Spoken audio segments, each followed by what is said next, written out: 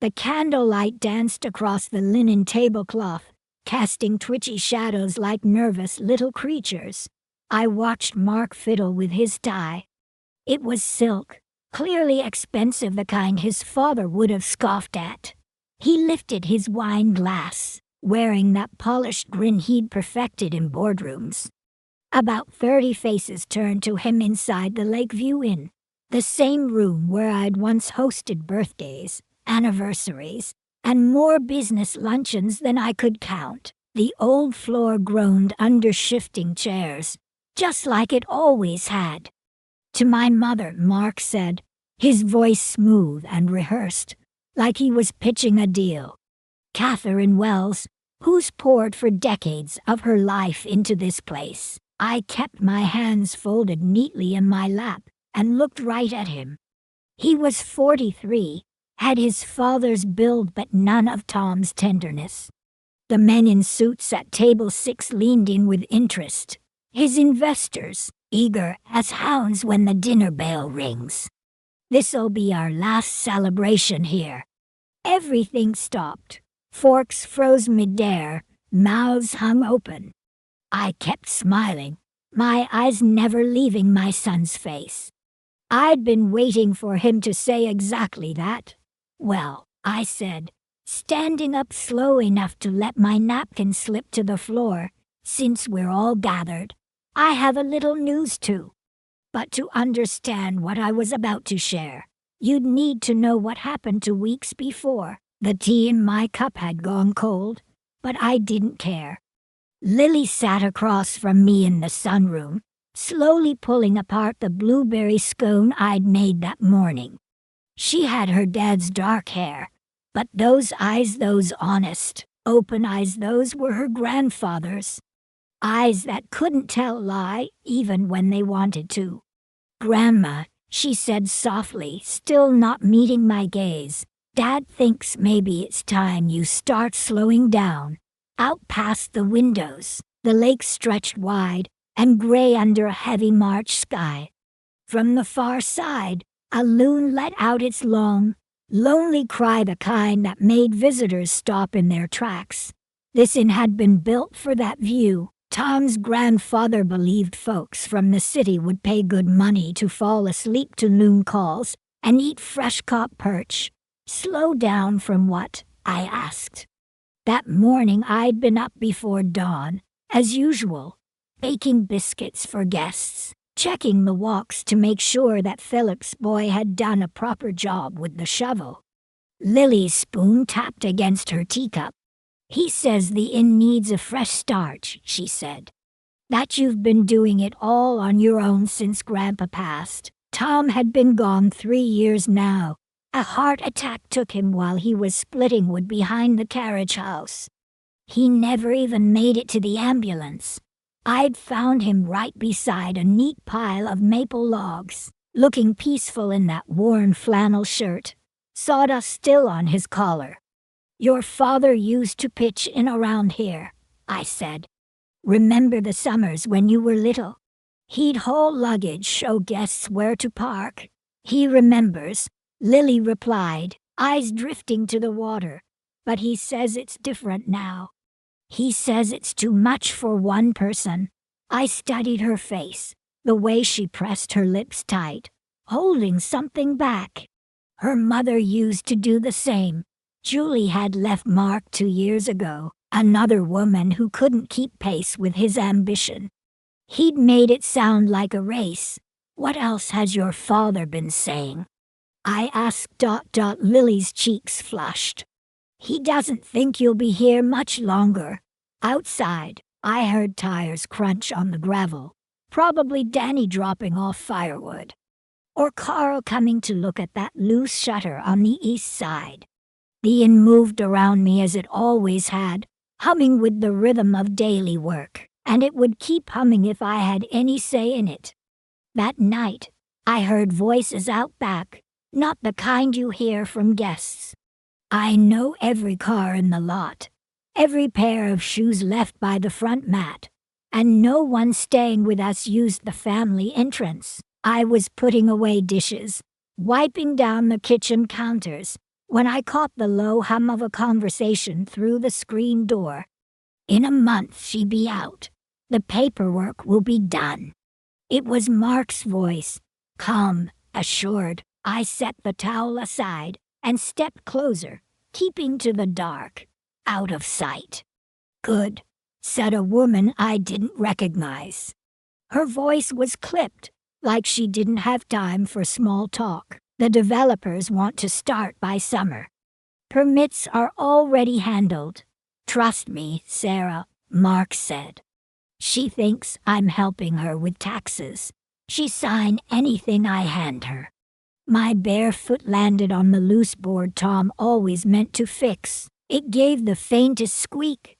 I froze, but they didn't stop talking. "What about the historic protection stuff?" the woman asked. "The town's been talking about saving buildings around the lake." Mark chuckled. That same cold, business school laugh he used when he thought he was the smartest man in the room. "The council's got no teeth. Once the inn's gone, there's nothing left to preserve." I backed away, heart pounding so loud I thought they'd hear it through the door. The kitchen didn't feel like home anymore. Not the space where I'd spent decades baking, brewing coffee, comforting guests. It felt like a house with an expiration date. Through the window, I could see them Mark in khakis, holding his phone like a trophy, and the woman's Sarah blonde hair catching the porch light. "What about Lily?" Sarah asked. Mark shrugged. "She's 25, works for some nonprofit." "What's she gonna do?" They kept on talking timelines, contracts, transition costs, turning my home into numbers on a spreadsheet. I didn't move until their steps faded down the gravel path toward the front. Even then, I stayed in that kitchen, one hand gripping the counter for balance. The grandfather clock chimed 11. In all the years Tom and I had run this place through storms and sunshine, guests, and no-shows, I'd never once felt like a stranger in my own house. Until now. I didn't sleep that night. Didn't even try. I sat at the kitchen table with a cup of chamomile tea that went cold before I touched it, staring out at the lake. The moonlight carved a silver path across the water, one of those postcard scenes that always had guests reaching for their phones. Not that they ever looked at the pictures again. Tom and I had spent 40 years pouring ourselves into this place. 40 years of frozen pipes and honeymoon breakfasts. Of summer families who came back year after year, who left thank you notes and promises to return. Our whole life lived within these walls. The pencil marks on the pantry door where we measured Mark's height every birthday. The scorch mark on the counter from that one time I set a hot pen down without thinking. I could have confronted Mark right away, could have marched into his office and demanded answers. But I knew better. He'd flash that polished smile, say I misunderstood, and suggest gently that maybe I should see Dr. Brennan about my memory. No, you don't fight a snake by poking it with a stick. You outmaneuver it. The old house creaked and sighed around me. The furnace kicked on, the fridge hummed, the floorboard upstairs moaned as someone made their way to the bathroom. Sounds I'd known for a lifetime, sounds that said, "You belong here." And by the time sunlight touched the edge of the lake, I knew exactly what I needed to do. At 8:30 on the dot, I called Harold Benson. He'd been handling our legal paperwork since back when lawyers still stored files in metal cabinets. His secretary tried to slot me in for the following week. I told her it couldn't wait. When Harold picked up 20 minutes later, his voice carried that calm concern I remembered from Tom's will. "Katherine," he said. "Susan said you sounded upset. What's going on?" "I need to see you today," I told him, "and bring everything you've got on the Indeeds. Tax records, all of it. Of course. But can I ask what this is about? I glanced out the window. Right on time. Mark's car rolled up the drive. He'd been stopping by every few days lately, always with a new excuse. Today it'd be something like the heating bill or summer reservations. Someone's trying to steal my home, I said, and I'm not about to let them. Mark came in through the front door like he owned the place, which, in his mind, I'm sure he did. "Morning, Mom," he said, pressing a quick kiss to my cheek. That same cold, distant peck he'd given me since he was a teenager. He smelled like money, woody cologne that probably cost more than a week's worth of groceries. "How are you feeling?" There it was, that careful tone, like I was a glass teacup ready to shatter. "Fit as ever," I said. "Coffee's fresh if you want a cup." He poured himself some and added cream from the little pitcher I always kept on the counter. Tom used to drink his black. Said if you needed to add anything to coffee, you didn't really like coffee. Mark never picked up that wisdom. "I've been thinking," he said, leaning casually against the counter, "about what we talked about. The inn's future." "We didn't talk, Mark. You talked. I listened." He gave me that business school smile. "You're right. I should have asked for your thoughts first. That's why I'm here." I watched him over my mug. He had his father's height, but none of his calm. Mark was all nervous energy, checking his watch, scrolling his phone, tapping fingers on the counter, motion without meaning. "The truth is, Mom, this place is too much for you now. The upkeep alone is none of your business." "It is, actually," he said, setting down his cup. "When you're gone, this comes to me. And I can't afford to run it. Taxes have tripled. Utilities are through the roof. When I'm gone," I repeated, already planning my exit. "That's not what I meant," but his face flushed, and I knew it was exactly what he meant. "I'm just trying to be realistic. The smart move would be to sell now, while the market's hot. You could get a nice condo in town, easy living, maybe travel, as if I wanted to spend my twilight years in hotel lobbies and tour buses, looking at other people's homes instead of living in mine." "I'll think about it," I said. His eyes lit up. "Really?" I said I'd think about it. After he left, I picked up the phone and called Lily at her office in Portland. She worked for something called the Historic Preservation Trust, which, as it turned out, was exactly what I needed. "Grandma," Lily answered, surprised. "You never called during the day. Everything okay?" "I need to ask you something, sweetheart," I said gently. "And I need you to keep it between us, just for now." She hesitated. "Okay. If someone wanted to stop an old building from being torn down, what would they have to do?" "Well," she said, switching into professional mode, "there are a few ways. But the strongest is getting it registered as a historic property, local or national. That makes it nearly impossible to demolish," she went on, explaining surveys, significance ratings, public records, community value. "It could take months," she said, "but once approved, the building was shielded from bulldozers and blueprints." "Why are you asking?" she finally said. "Research," I told her, "for a friend." She didn't push, but I could hear the doubt in her voice when she said goodbye. Lily was sharp. She'd connect the dots soon enough. And when she did, I had no doubt she'd stand with me. The rest of that morning, I walked through the inn with a notepad in hand. Every corner, every creak, every carved edge. The hand-turned newel post at the base of the stairs. The wide pine floorboards in the dining room. worn to velvet by years of footsteps. The massive fieldstone fireplace Tom's great-grandfather built, hauling stones from the lake one wheelbarrow at a time.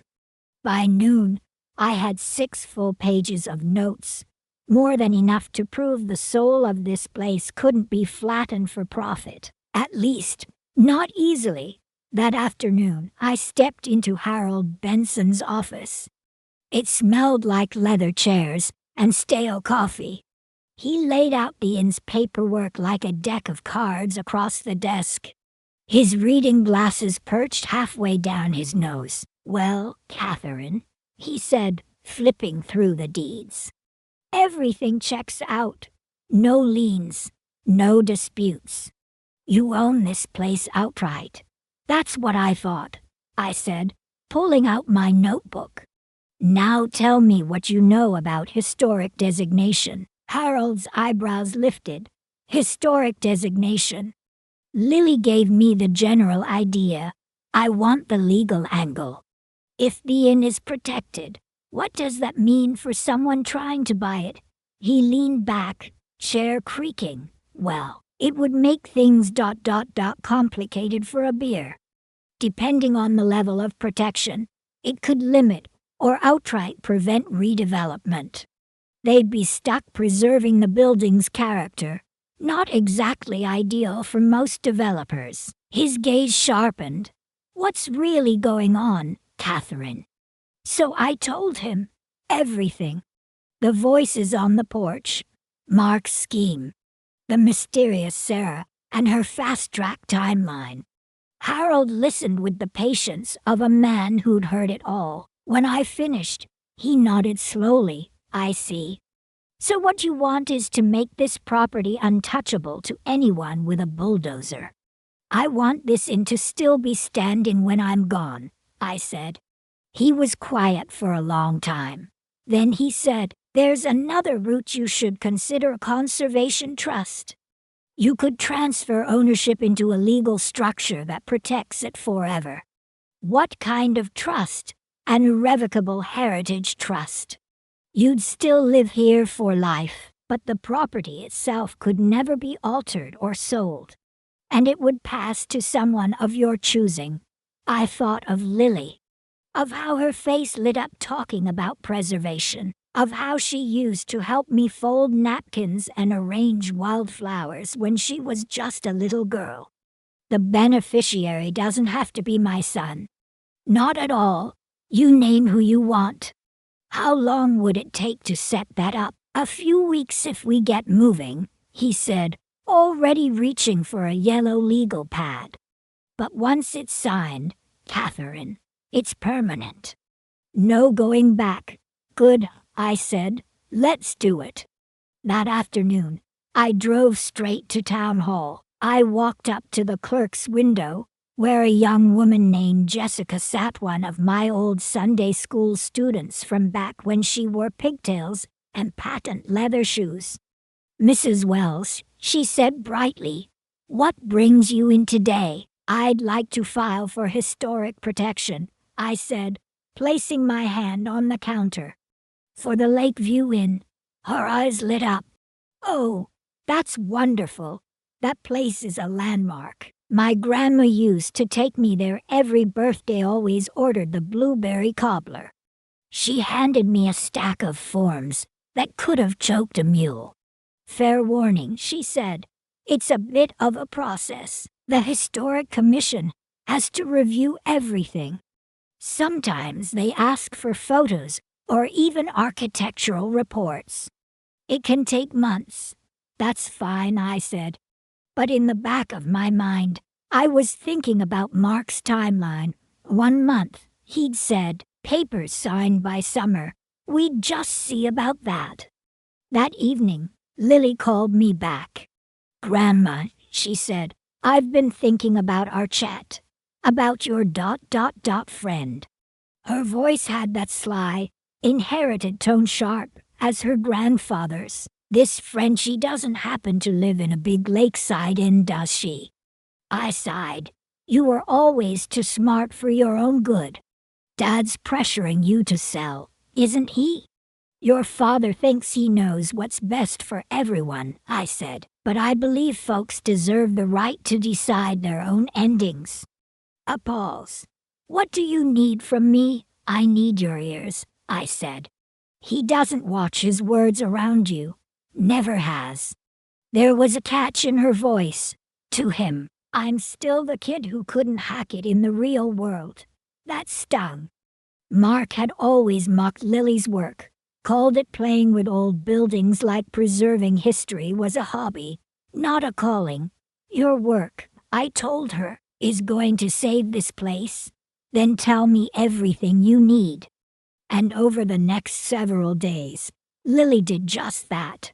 She passed me bits of conversation like secret notes slipped under a door. Mark had been meeting with investors down at the marina, showing glossy photos of the inn, telling them it was a sure thing. Just a matter of waiting. He's painting you as... Well, not all there. Lily told me one night. One of them actually asked if you'd been legally declared incompetent. My hand clenched around the phone. Did he say that? Not outright, she said. But he didn't correct them either. I thought about Mark as a boy, doing his homework at the kitchen table while I prepped dinner. I remembered his college graduation, how proud Tom and I were. When had he started seeing people as obstacles instead of human beings? There's more, Lily said. He's been asking me things, like what time you get up, when you go to bed, whether you've forgotten anything lately. Trying to build a case. Looks that way. Grandma, she said gently, what if he tries to have you declared unfit? Could he? I thought of Harold's paperwork in his office drawer. The trust, the application at town hall. The pieces were in place. He can try, I said. But he's not ready for what's coming. The very next morning, Mark called with a tone so syrupy, it made my stomach turn. Mom, he said, I've been talking to some folks, and I think it'd be wise to have you evaluated. Evaluated? You know. Just a routine cognitive screening. Dr. Morrison over at the medical center handles them. Nothing serious, just to be proactive.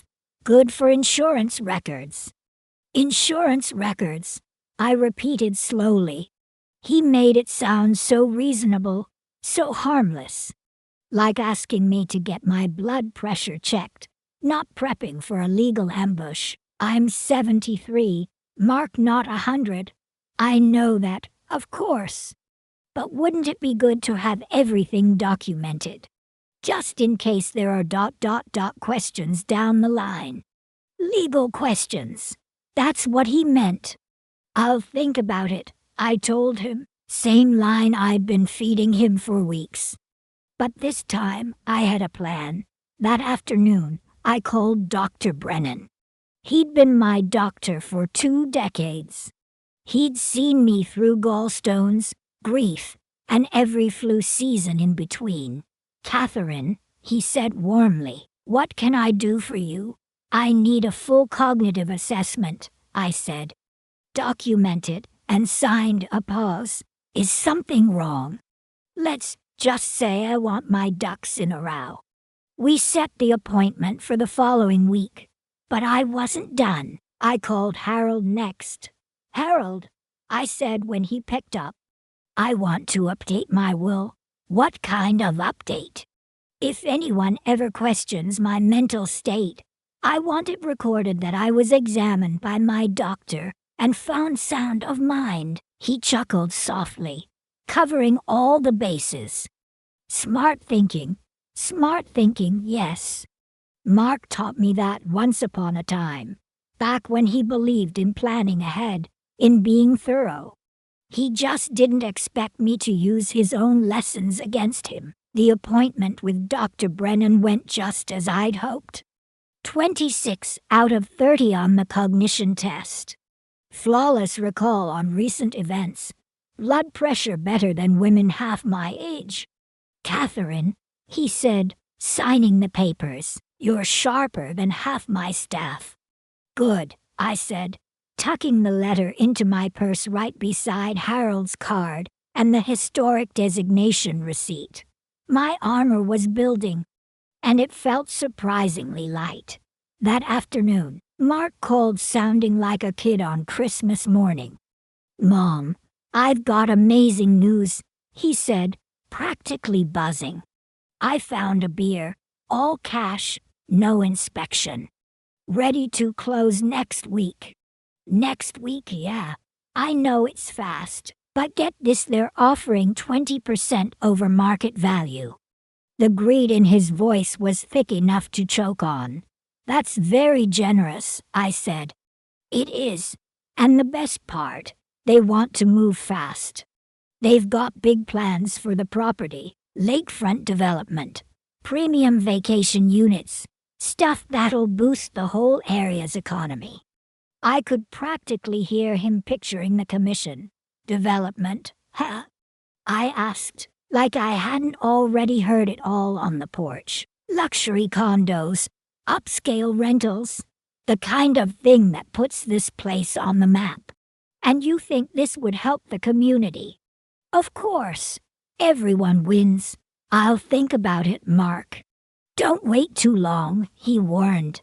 "They've got a deadline, and they're not the kind to drag their feet." After he hung up, I stared out the kitchen window at the lake. Two loons floated near the dock, black and white against the slate-colored water. They'd been coming here longer than I'd been alive. They knew the lake belonged to them. So did I. I called Lily. "They're pushing hard," I told her. "He says next week." Her voice tightened. "But the trust isn't finalized. The historic paperwork's still pending." "I know." I watched the loons dive and resurface. "We just need to move faster." "What do you need me to do?" "Find out who the buyers are, names, company info, everything. And do it today." On it. That evening, Mark showed up at the inn with a bottle of wine and a thick folder under his arm. "I thought we could celebrate," he said. "Go over a few documents, so you're ready for closing." The wine was some fancy French label I couldn't pronounce. The folder held everything but my signature purchase agreement, title transfer, disclosures. "You've been busy," I said, flipping through the pages. "Better to be prepared. Deals like this fall apart fast if you hesitate." I poured myself half a glass and pretended to read. Mark watched me like a cat at a mousehole. "The closing's Friday morning," he said. "Downtown at Johnson and Associates." "Very routine." "Friday," I echoed. "Only 4 days away. They're motivated." He leaned in. "Mom, this is our chance to give you the life you deserve.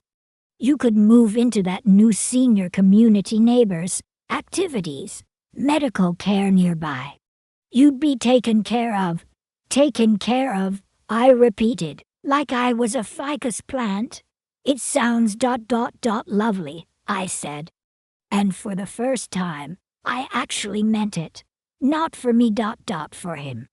The next morning, while I flipped pancakes for the Hendersons and stirred oatmeal for Mrs. Blake, Lily called. Her voice was tight, clipped full of fire. "I found them," she said. "Clearwater Development Group. They're the ones who tore down the Morrison farmhouse last year. Built those hideous townhouses in its place." I slid a pancake onto a plate. "What else?" "They specialize in lakefront properties. Buy old, flat and fast. The company's owned by a man named James Kirkland." I stopped, spatula hovering. "And Sarah Kirkland, his wife. Business partner too, according to state filings. She's got her name on everything. The woman from the porch." "She and your dad are working together," Lily said. "And here's the kicker, they've got 3 more properties under contract around the lake. Same pattern, old family homes, relatives pressured into selling. I plated the last of the bacon. Mrs. Blake liked a light breakfast. The Hendersons didn't. Any link to Mark? Still digging, she said. But I did call the town planning office, asked about development permits around the lake. And the clerk let something slip. What? Clearwater's been working with someone local. Someone who identifies targets. My stomach knotted. We both knew who that someone was. After breakfast, I headed straight into town. Harold met me at the door before I even knocked. The trust documents are ready, he said. I've reviewed everything 3 times. Once you sign, the inn becomes the property of the Katherine Wells Heritage Trust. You retain lifetime residence, and Lily's named as successor trustee. No one can sell, demolish, or alter it without breaking federal law. I took the pen he offered. What if hypothetically I already signed something? Harold narrowed his eyes. What kind of something? Say, a purchase agreement. He shook his head. Wouldn't matter. Once this trust is filed, you don't own the inn. The trust does. Anything signed before becomes invalid. In fact, any beer who thinks they're getting something you no longer legally own could sue the person who misled them. Even better, I said, and signed my name. Each stroke of the pen felt like boarding up the windows before a storm, but not to hide, to stand tall. That afternoon, Mark called again, practically bouncing through the phone line. Mom, great news. The buyers want to meet you tomorrow. Just a quick hello, handshake, sign the papers, and we're good to go for Friday. They want to meet me. It's just a formality. They're classy people, like to meet the seller face to face. We're at the inn. Figured they should see what they're buying, right? We were thinking 2 o'clock. 2 o'clock. That gave me time. Sure, I said. That'll work. Great. Oh, and Mom ... maybe tidy up a bit. First impressions and all. Tidy up. As if the quilts, the antiques, the photo walls, decades of memory were just clutter. I'll make sure everything looks nice, I said calmly. After we hung up, I called Lily. Tomorrow. Too sharp. Can you be here? I wouldn't miss it. She hesitated. You sure you want to do this?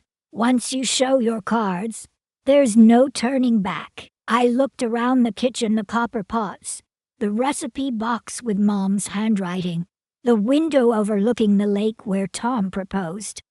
Honey, I said, there was no turning back the moment I heard your father planning to take this place from me. That night, I didn't make a list of what I'd say. I made a list of what I wanted them to understand. The difference between a house and a home, between value and worth, between ownership and legacy. By the time I went to bed, I wasn't nervous anymore. I was ready. They showed up the next afternoon in a sleek black BMW, tires crunching over the gravel like they were rolling onto their own private estate. Mark got out first, smoothing his tie. Then Sarah, all blonde ambition in a tailored suit. And James Kirkland, tall and silver-haired, walking like he'd already bought the land beneath his feet. Mom, Mark said brightly, I'd like you to meet Sarah and James Kirkland from Clearwater Development. Sarah extended her hand. Mrs. Wells, it's such a pleasure. This place is absolutely charming. You must have so many memories here. James unrolled blueprints onto my dining room table like he was laying claim. We're very excited, he said. Plans are stunning. Marina, condos, upscale everything. We're scheduled to start demolition on Monday. Monday? I asked, feigning surprise.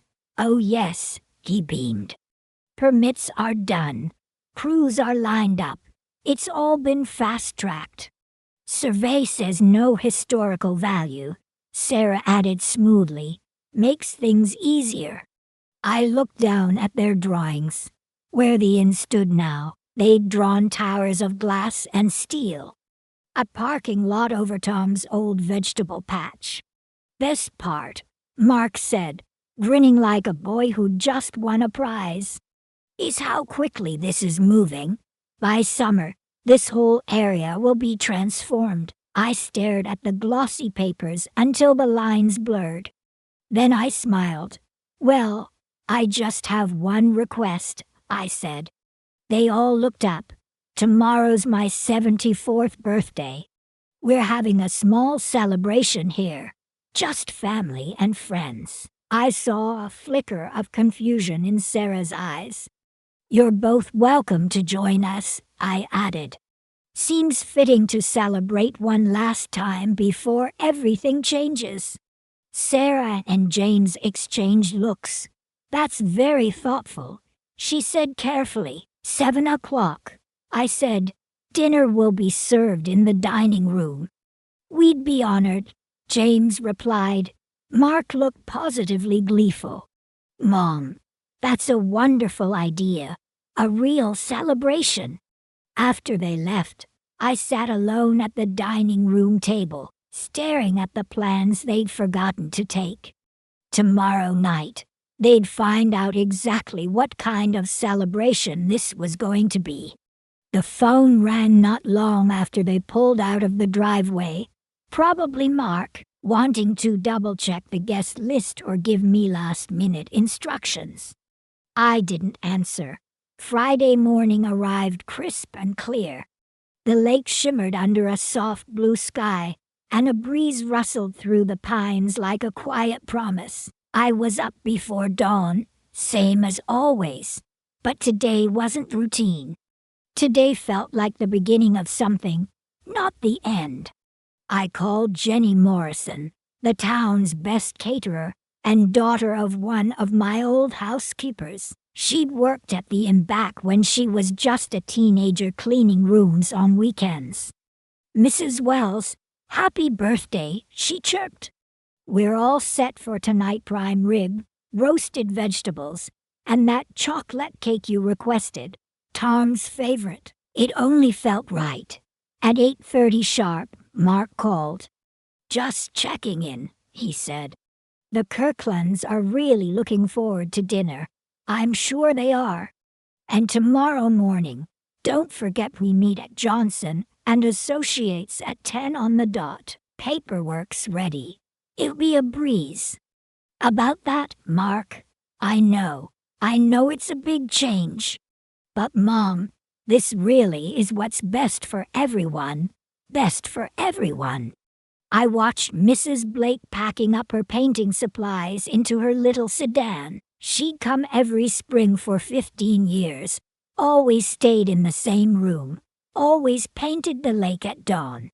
I didn't respond to Mark's optimism. I'll see you tonight, I said instead. By 5 o'clock, the inn had been transformed. White linens on the tables, fine china that only came out on anniversaries, candles flickering in the silver holders passed down from Tom's grandmother. Jenny had outdone herself. The roast smelled heavenly, and the chocolate cake sat like a jewel on the sideboard. Lily arrived early. She looked nervous, fidgety, but her eyes were steady. How are you feeling, Grandma? Like a woman about to throw the best damn party of her life. She laughed, then hugged me hard. I still can't believe they're actually coming. They're greedy, honey, I said. The mouse always shows up for the cheese. By 7, the dining room was full. The Hendersons had extended their stay just to attend. Dr. Brennan and his wife came, Harold with a wrapped gift tucked under one arm. Neighbors, church friends, people who'd known me and Tom since the beginning. And at 7:15, right on cue, in walked Mark with Sarah and James Kirkland. Happy birthday, Mom, he said. handing me a bouquet of roses. To many more, Sarah added, presenting a jewelry box wrapped in silver paper. Just a little something to mark the occasion. I set both gifts aside. There'd be time for that later. By 7:30, every chair was filled. The room buzzed with conversation, silverware clinking, wine glasses raised. Mark kept glancing at his watch, probably counting down the minutes until he got my signature. He had no idea. At 8 o'clock, I stood and gently tapped my spoon against my water glass. The room quieted. All eyes turned to me. Thank you all for being here tonight. I began. At my age, birthdays aren't just about getting older. They're about celebrating what truly matters. A few soft hears floated from the back. Mark stood up suddenly. Before you go on, Mom, I'd like to say something. I nodded graciously. Of course, dear. He raised his glass, that signature smile spreading across his face. To my mother, Katherine Wells, who's devoted 40 years to this beautiful place. He paused. This will be the last time we celebrate together. Silence. Conversations halted mid-sentence. A wine glass froze midair. I smiled at him, never breaking eye contact. Those were the words I'd been waiting for. Well, I said, rising slowly, my napkin slipping to the floor. Since we're all here, I have an announcement, too. Mark's smile wavered just a little. Across the table, Sarah and James leaned in, polite curiosity masking their nerves. You're absolutely right, Mark, I said, voice calm and steady. This will be the last time we celebrate together, but not for the reason you think.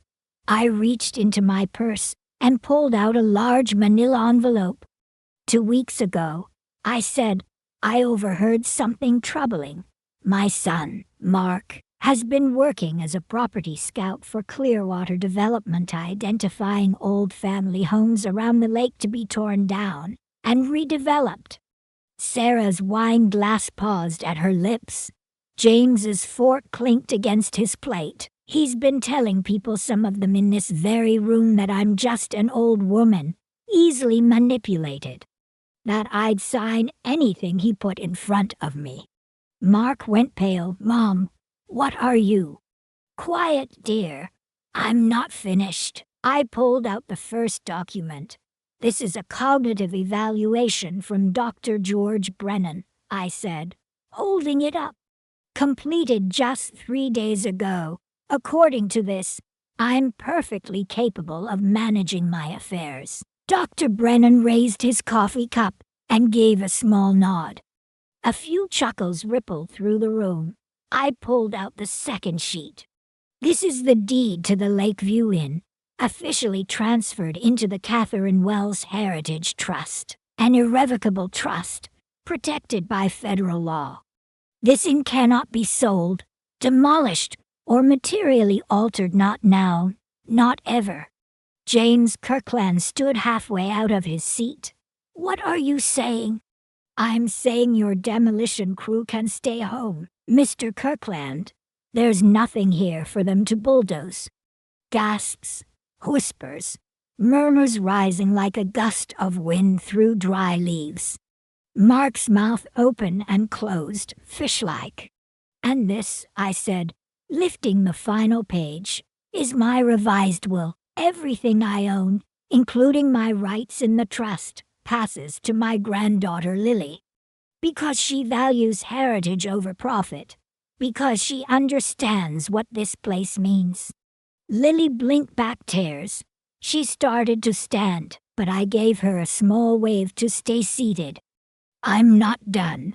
I turned toward the Kirklands. I know all about the Morrison farmhouse. The families you manipulated, the false promises, and I know my son has been feeding you inside information, lining up vulnerable owners like targets on a map. Sarah's mask cracked for just a moment. "This is ridiculous," she said.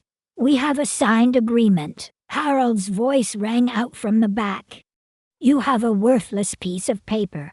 He stood slowly, steady and confident. "Mrs. Wells doesn't own the property anymore. The trust does. Any prior contract, signed or not, is null, and any attempt to act on it could constitute fraud." Mark finally found his voice. "Mom, you can't do this." The deal is dead," I said, "and so is your access to this family." The silence was a living thing, stretching and pulsing. Then Mrs. Henderson started clapping. Dr. Brennan joined in. Then Harold. Soon, the whole room erupted in applause, everyone except 3 people, who sat frozen in place. James pushed his chair back roughly. "This isn't over," he said. "We'll sue. Fraud. Misrepresentation." Harold smiled like a man already preparing his rebuttal. "You're welcome to try. I'd be glad to recommend a few lawyers for when you lose." Sarah grabbed James's arm. "We're leaving." Their chairs scraped loudly across the wooden floor. Mark hesitated. He turned back toward me, eyes wide and desperate. "Mom, please. We can still fix this. We can talk. There has to be a way." "There is," I said, my voice even. "You can apologize to your daughter for belittling her work. You can apologize to me for trying to steal my home. And then you can live with the consequences of your choices." He stared at me for a long, hollow moment, then shook his head. "You'll regret this." "The only thing I regret," I said quietly, "is raising a son who thinks love is something you can foreclose on." Mark didn't reply.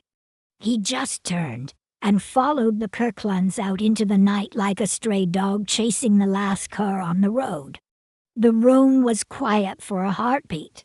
Then, slowly, conversations picked back up, first in whispers, then in full volume. People came over, one by one, wanting the whole story. They asked to see the trust papers, wanted to know how I'd pulled it off, how I'd outmaneuvered 3 people who thought they were smarter than an old woman with a teapot and a backbone. Harold raised his glass. "To Katherine Wells," he said, loud and proud, "who just taught us all a lesson in not underestimating our elders."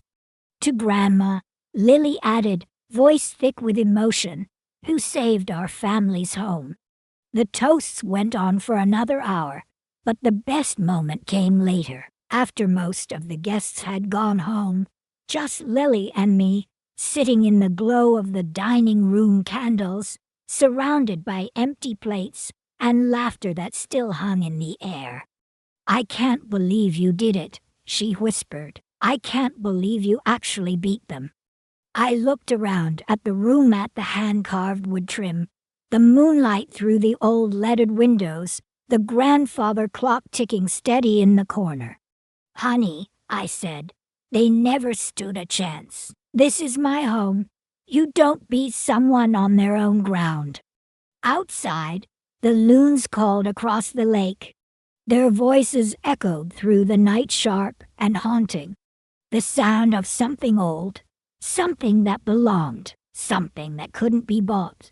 Later, when Lily had gone and the inn was still again, I slipped out to the back porch with a cup of tea and Harold's gift. A bottle of champagne. He said he'd been saving for a special occasion. I popped the cork alone, poured myself a glass.